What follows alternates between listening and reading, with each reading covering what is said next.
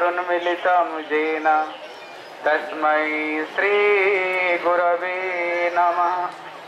गुरवे गौरचन्द्राय राधिकायै तदालये कृष्णाय कृष्णभक्ताय तद्भक्ताय नमो नमः।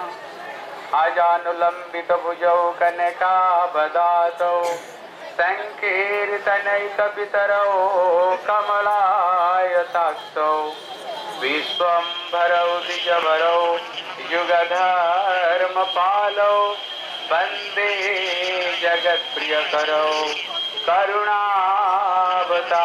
सबाई हाथ उठिए बोलो बोलो हरे कृष्ण कृष्ण कृष्ण हरे हरे हरे राम राम राम हरे हरे।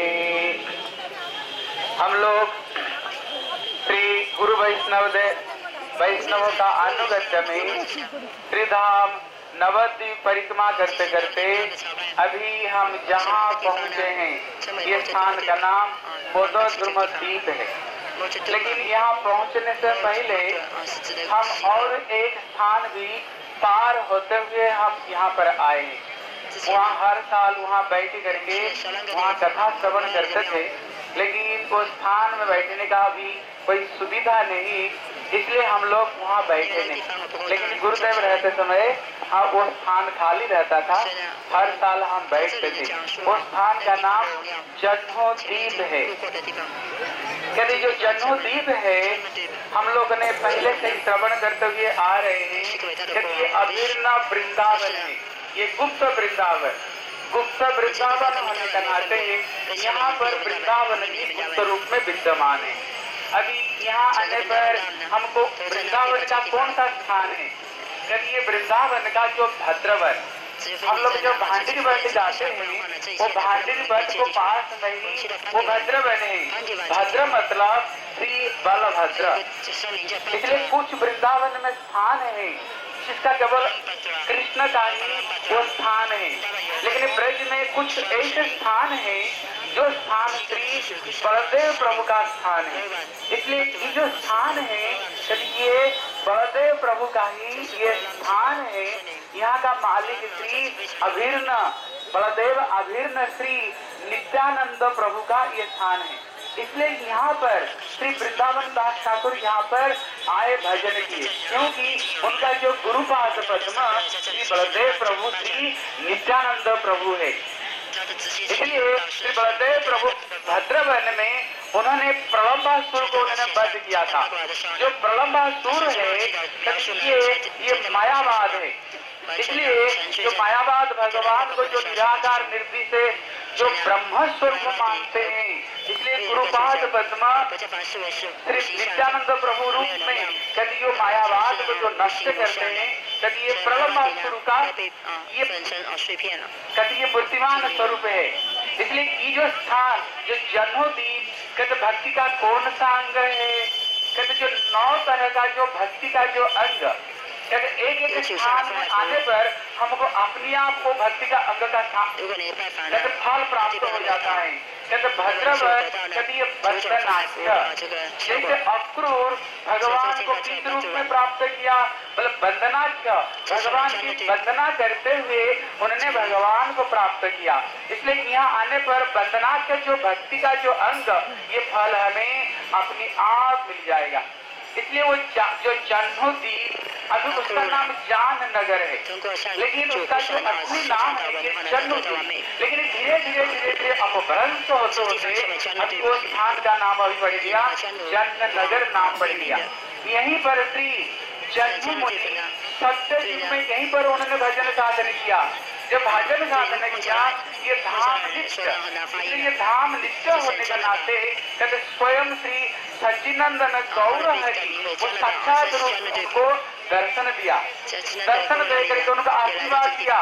कहते कलियुग आने पर मैं स्वयं इसी स्थान पर राधा रानी के अंग कांति और भाव को लेकर के मैं ये नवद्वीप में मैं मधुर में लीला करूंगा, इसलिए तुम यहीं पर रहना।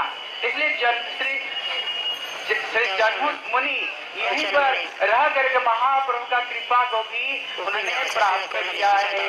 इसलिए यहाँ की जो कथा है आप लोगों को पता, श्री सगर महाराज के 10,000 पुत्र के श्री कपिल मुनि का अभिशाप से सब के सब ध्वंस हो गए थे। अभी उनको वंश में अंशुमान, दिलीप, ये सब राजा लोग उनको वंश में आए।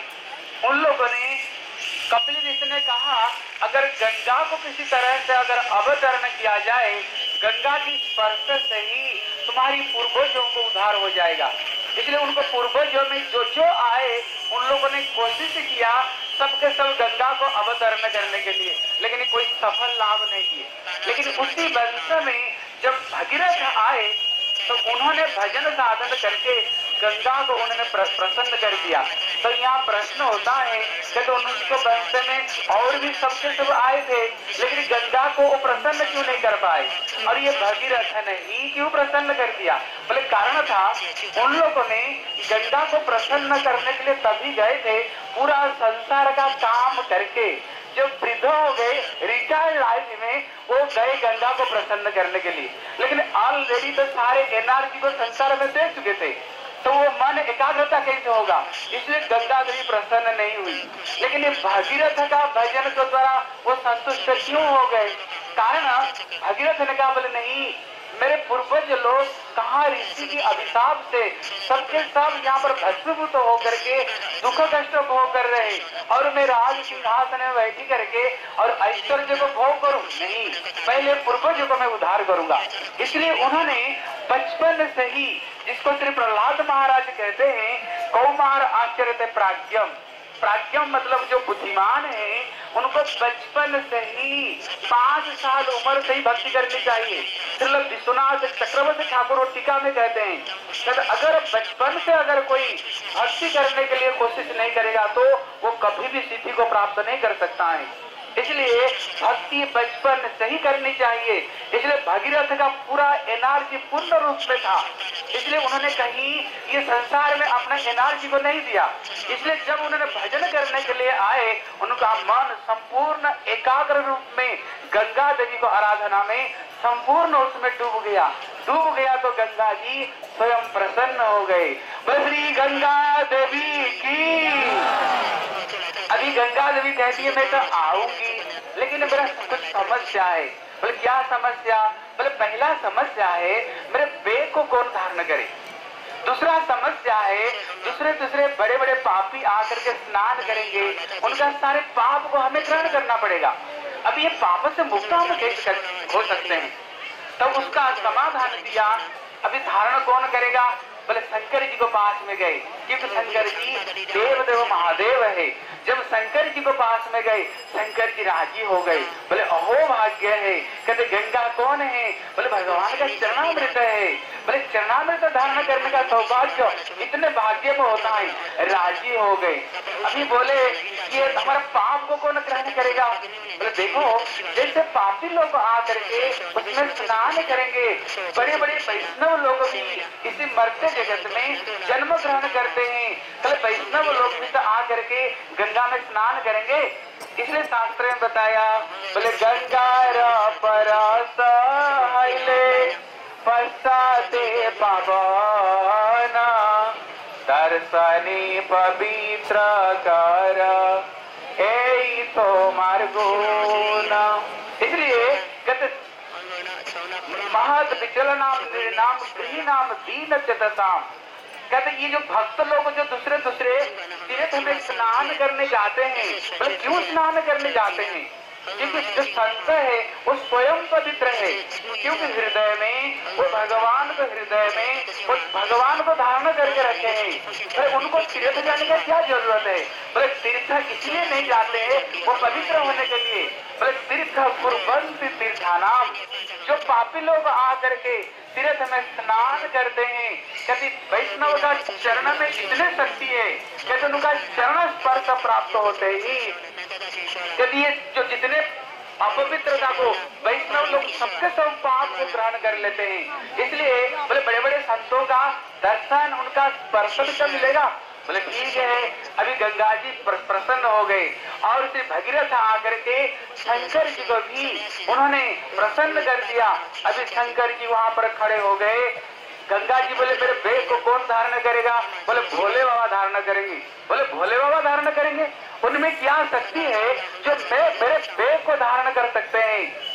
इसलिए शंकर जी बोले कोई चिंता मत करो, तुम्हारे अंदर में जितने सारे ताकत है सारे ताकत को लगा करके आ जाओ। शंकर जी अपना अच्छे तरह से अपना त्रिशूल को शंकर जी पकड़ लिया। पकड़ करके शंकर जी एकदम अच्छे तरह से खड़े हो गए। बोले आ जाओ गंगा, तुम्हारी अंदर में जितने शक्ति है सारे शक्ति को प्रयोग करते हुए आ जाओ। इतने में गंगा देवी कलकलनाद करते हुए जब वो पहले बामन देव का चरणामृत है कहते वो गंगा को कहते ब्रह्मा जी अपना कमंडल में धारण किया था। जब गंगा कलकलनाद करते हुए प्रवाहित हुई, शंकर जी ने खड़े होकर के अपना जटा को उन्होंने इतने जटा को उन्होंने फैलाया। गंगा देवी तो सोच रही थी इतने तेज में मैं आऊंगी पूरा शंकर जी को भी अंदर में रसातल कर दूंगी, लेकिन शंकर जी देवदेव महादेव शंकर जी और शंकर जी वैष्णवा नाम यथा शंभु शंकर जी पूरा जटा को उन्होंने फैला दिया। और गंगा देवी प्रवाहित होते जब शंकर जी को सिर पर आए, शंकर जी जटा को इतने फैला दिया गंगा तो वो जटा को अंदर में रह गई, गंगा निकल नहीं पाई। बोले श्री गंगा देवी की, बोले श्री भोले बाबा की जय। पूरा गंगा वही रह गई। बोले ये भगीरथ ने देखा गंगा तो आ गई, लेकिन ये गंगा गई कहाँ? ये तो शंकर जी को जटाई पूरा उसमें रख दिया। फिर भगीरथ ने शंकर जी को उन्होंने प्रसन्न किया। बोले हे प्रभु, मैं कितने कठोर तपस्या करके ये गंगा जी को मैंने अवतरण किया है, लेकिन आपने पूरा जटा नहीं संभाल लिया। शंकर जी ने कहा अहो भाग्य चरणामृत प्रभु की, चरणामृत थोड़ी देने का चीज होता है, चरणामृत तो ग्रहण करने का वस्तु होता है। बोले प्रभु आप थोड़ी सी दे दो। फिर शंकर जी अपना जटा से केवल एक धार, केवल छोटी सी एक धार से उन्होंने गंगा जी को दिया तो पास गंगा बहते हुए अभी भगीरथ शंख बजाते हुए चल रहे हैं और गंगा देवी उनको पीछे चल रही है।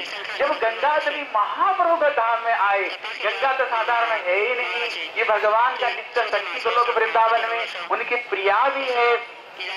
जब गंगा देवी नवद्वीप में आई इतने प्रसन्न हो गई। महाप्रभु जहाँ पर राधा भाव सुबलितम नवमी कृष्ण स्वरूपम, यहाँ पर महाप्रभु कलियुग में आकर के जीव जगत को शंकर ब्रह्मा नारद इनके लिए जो दुर्लभ प्रेम को श्रीमान चैतन्य महाप्रभु इस नवद्वीप में प्रदान करेंगे। और महाप्रभु बड़े मीठी बड़े मधुर लीला करने वाली, इसलिए गंगा भी इसको छोड़ करके जाना नहीं चाह रही है। इसलिए गंगा जी ने किया जी टेढ़े मेढ़े होकर के, हाँ जैसे किसी व्यक्ति को बुलाओ तो व्यक्ति अगर आना नहीं चाहता क्या अगर इधर उधर भागेगा, इसलिए गंगा जी ने की वो टेढ़ी मेढ़ी होकर के बहने की। टेढ़ी मेढ़ी करते करते पूरा नवद्वीप धाम में गंगा ऐसे टेढ़ी मेढ़ी होते हुए पूरा नवद्वीप को चारों तरफ में एकदम गंगा घेर गई। करते करते यहाँ पर श्री जन्ममुनि भजन कर रहे थे। इतने में जब गंगा बहते बहते गंगा आई, उसका कलकल नाद से जन्ममुनि का जो आसन और जो पात्र आदि था पंच पात्र आदि उसको बहाते हुए ले चले। जन्ममुनि ने देखा ये क्या हो रहा है, ये सबके सब बहते हुए ले जा रहे हैं। इसलिए जन्ममुनि को बड़ा क्रोध आया, बोले हमारा सबके सब बहाते हुए ले जा रहे हैं। जन्ममुनि ने क्या किया, उन्होंने एक चूल में पूरा के पूरा चरणामृत रूप में गंगा जी को उन्होंने पान कर लिया। भगीरथ ने देखा भैया गंगा कहाँ गई, ये तो बड़ा कठिन गंगा फिर कहाँ चली गई। तब गुरु जी यहाँ पर कहते हैं जन्ममुनि क्या क्रोध से पान कर लिया? बोले नहीं, जन्ममुनि परम भक्त है, इसलिए देखा कहाँ भगवान का चरणामृत है, चरणामृत को तो ग्रहण करनी चाहिए, इसलिए उन्होंने आनंद से उन्होंने चरणामृत को उन्होंने ग्रहण किया है। भगीरथ ने देखा गंगा फिर कहाँ चली गई। फिर देखा जन्ममुनि आश्रम तक तो कलकनाथ से बह रही है, लेकिन यहीं से कहाँ अंतर ध्यान हो गई। फिर भगीरथ ने जन्ममुनि को फिर उन्होंने प्रसन्न किया तो उन्होंने अपना पहले तो उनका नाम थी गंगा, फिर उन्होंने अपना जांघ को उन्होंने फाड़ करके वहीं से ही फिर गंगा प्रकट हुई। इसलिए उनका एक नाम जन्म मुनि, उनका बेटी रूप में इनका नाम हो गई जाह्नवी। श्री जाह्नवी देवी की। अभी भगीरथ ने गंगा को उन्होंने लेकर के जहाँ पर उनको पितृपुरुष लोग सबके सब ध्वंस हो गए थे, सबके सब जल, वहाँ कोई अस्तित्व तक भी नहीं था। जब उसको ऊपर में गंगा प्रवाहित होते हुए गई, जितने सारे पूर्वज सबके सबके उद्धार हो गए। इसलिए गंगा की इतने महत्व है। इसलिए गुरुदेव यहाँ पर एक कथा सुनाते थे, ये गंगा श्रेष्ठ ना जमुना श्रेष्ठ है।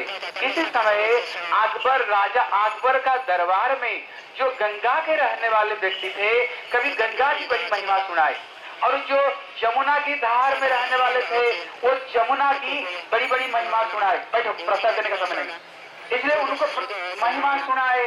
अभी राजा अकबर का दरबार में आकर के जो गंगा किनारा में बोले गंगा की श्रेष्ठ है, जो जमुना किनारा में बोले जमुना श्रेष्ठ है। अभी इसी विषय को लेकर बड़े लड़ाई झगड़ा हुई। अभी ये किसी को मीमांसा कौन देगा, गंगा श्रेष्ठ ना जमुना श्रेष्ठ है। एक बहुत बड़ी सभा बुला गई। सभा में बोले अभी क्या किया जाए, जमुना की महिमा कम नहीं, गंगा की महिमा कम नहीं। बोले अभी ये चीज को मीमांसा सही सही कौन दे सकता है। ऐसे एक व्यक्ति होनी चाहिए जिसका बात सभी एक साथ में स्वीकार करे। उस समय देखा श्रील जीव गोस्वामी थे, जो कि विलास मंजरी कृष्ण लीला में उसमें परम विद्वान है, दिग्विजय पंडित, सबसे बड़े पंडित जीव गोस्वामी। बोले जीव गोस्वामी को बुलाया जाए। अभी श्री जीव गोस्वामी ने बोले देखो मैं तो जा सकता हूँ, लेकिन रात को मैं वृंदावन छोड़कर कहीं नहीं जाता हूँ। बोले कोई बात नहीं, आपके लिए हम घोड़ा गाड़ी की व्यवस्था कर देंगे, 4-5 आपको लेकर के आगरा पहुंचा देगा, फिर एक दिन में ही आपको वृंदावन में वापस ले जाएगा। वहां पर सर जीव गोस्वामी आए, सबके सब गंगा जमुना की सबके सब भक्त लोग आए। अभी जो गंगा किनारा में निवास करते हैं उन्होंने बड़ी गंगा की महिमा उन्होंने गाए।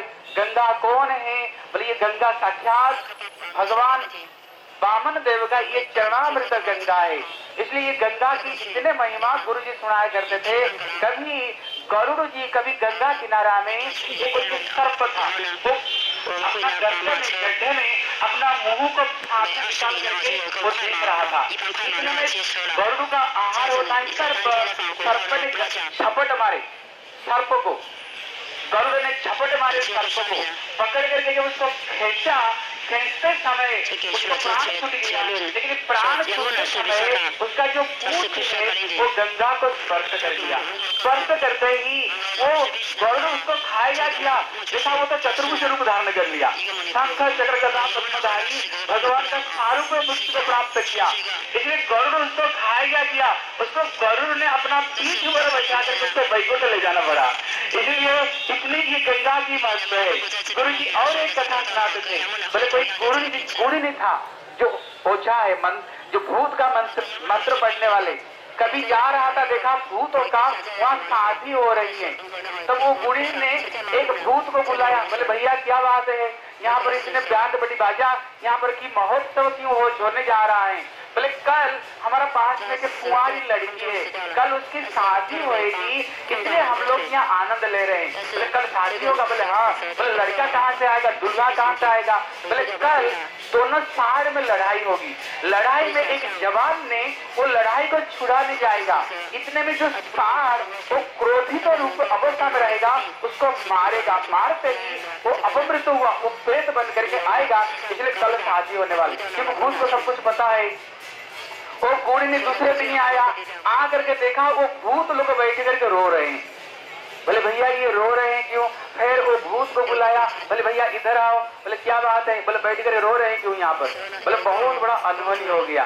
बोले क्या अनहोनी हो गया, मैंने पता भी लगाया, सचमुच से दोनों सार में लड़ाई हुई, एक जवान छुड़ाने के लिए गया मरा, लेकिन अनहोनी क्या हो गया। बोले अनहोनी ये हो गया, वो जो सार को आप लोग देखिएगा कभी इसको सींग में खुजलाहट मचती है, खुजली मचती है, इसलिए वो सार ने कभी गंगा किनारे में जाकर के अपना सींग से उसने मिट्टी को उसने कुड़ाता था, और उसी को सींग में थोड़ा गंगा का जो रज, वो रज गंगा की रज लगा हुआ था।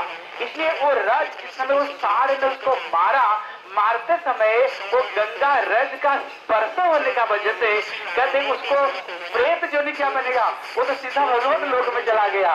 बस श्री गंगा देवी की, इसलिए बड़ा अनहोनी हो गया। गंगा की कितने महिमा है, इसलिए देवी सुरेश्वरी भगवती गंगे, इसलिए गंगा की इतने महिमा। अभी जो जमुना किनारे में थे, बोले तुम लोग बताओ जमुना की क्या महिमा। वो लोग नए दीपति हारिणी, वो लोग भी बड़े सुंदर सुंदर जमुना की स्तुतियों को उन्होंने बोले। अभी जमुना की महिमा भी कम नहीं। जमुना साक्षात जो वृंदावन में वो साक्षात विशाखा देवी है, जब वो मथुरा में वो कृष्ण का पटरानी है। इसलिए जमुना, कभी जमुना कहाँ से प्रकट हुई, कभी किसी समय भगवान कृष्ण ने अपना राग राशि को उन्होंने सुना, बड़ी सुंदर भजन को सुना। भजन को सुना तो भगवान की शरीर से जो श्वेत प्रकट हुआ, जो पसीना निकली, वो पसीना निकलते समय मैया यशोदा ने कन्हैया को मोटे मोटे आंखों में काजल लगा दी थी। वो पसीना काजल से मिलते हुए भगवान का वक्षस्थल को बहाते हुए जब चरण को स्पर्श करते हुए वो बहती है। कभी वो कौन है, बोले ये साक्षात जमुना। इसलिए जो जमुना है कभी ये ब्रह्म द्रव्य गात्रम, जब राधा कृष्ण प्रेम में द्रवीभूत होकर के बहती हैं, उसी समय ये जमुना महारानी है। इसलिए जमुना का भी महिमा कम नहीं। इसलिए जमुना में एक बार जम महाराज का वरदान है, अगर भाती द्वितीया में भाई बहनी अगर एक साथ में हाथ पकड़ करके स्नान करे तो कभी जमपुरी में नहीं जाएंगे। इसलिए जमुना कभी बड़े तेजस्वी है। अभी दोनों का महिमा बराबर है, लेकिन श्री जीव गोस्वामी बड़ी सुंदर उन्होंने समाधान दिया। बोले हाँ दोनों का महिमा तो बहुत बढ़िया है, लेकिन अभी मैं भी एक मीमांसा देता हूँ। देखो क्या बोलते हैं, बोले देखो जमुना गंगा कौन है, बोले गंगा पामन देव का चरण की पानी है। तो उनका चरणामृत का मतलब है वो दासी है, क्योंकि चरण से निकली है। कभी ये जमुना कौन है, कभी ये जमुना कृष्ण जब मथुरा में रहते हैं वो कृष्ण का पटरानी है। जब ये रहते हैं वृंदावन में, ये भी विशाखा सखी, विशाखा वो अनुराधा है, वो छोटी राधा, राधा में जितने गुण वो सबसे सब विशाखा में विद्यमान। मतलब ये कृष्ण का सखी है और ये कृष्ण का पटरानी द्वारका में। अभी ये बताओ घर की पटरानी श्रेष्ठ होती ना, घर की जो दासी है वो श्रेष्ठ होती है, बताओ। और वो जो वामन देव का जो चरणामृत है, कहते वामन देव कौन है, बोले कृष्ण मूल है, उनसे बलदेव प्रभु, उनसे चतुर्भी हो, वहां से जो कारण दशा विष्णु वहां से अवतार, बोले अंश का अंश है। इसलिए एक उनका चरणामृत दासी और दूसरे डायरेक्ट जो ब्रज में जो कृष्ण है, कहते उनका पटरानी। अभी बताओ घर की रानी बड़ी होती ना, घर की दासी बड़ी होती है। सभी का दिमाग में ये बात बैठ गया कि ये बात तो सही बात है। इसलिए श्रेष्ठ कौन है, बोले ये जमुना है। इसलिए कहते ये बराह पुराण में एक श्लोक है, ये बराह पुराण में कहते श्री बराह देव ने ये श्लोक को स्वयं उन्होंने बताए। बोले ये गंगा की जितने महिमा है, कहते गंगा से 100 गुण ज्यादा महिमा है, कहते ये जमुना है। कहते श्री सनातन गोस्वामी बृहद भागवतामृत में जहाँ उन्होंने जमुना की महिमा को गाए, उसको टीका में श्री सनातन गोस्वामी वहां दिया है बराह पुराण के श्लोकों को लेकर के। ये बराह देव स्वयं ये पृथ्वी देवी को कह रही है गंगा से 100 गुण ज्यादा फल है ये जमुना की। इसलिए जमुना, इसलिए यहाँ पर हम लोग यहाँ पर आए, यहाँ की बहुत अच्छी अच्छी कथा आप लोग अभी वैष्णव के मुखारविंद से सुनेंगे। मैं यहीं पर बोल करके अपना वक्तव्य को समाप्त करता हूँ। वाञ्छाकल्पतरुभ्यश्च कृपा सिन्धुभैव च पतितानां पावनेभ्यो वैष्णवेभ्यो नमो नमः।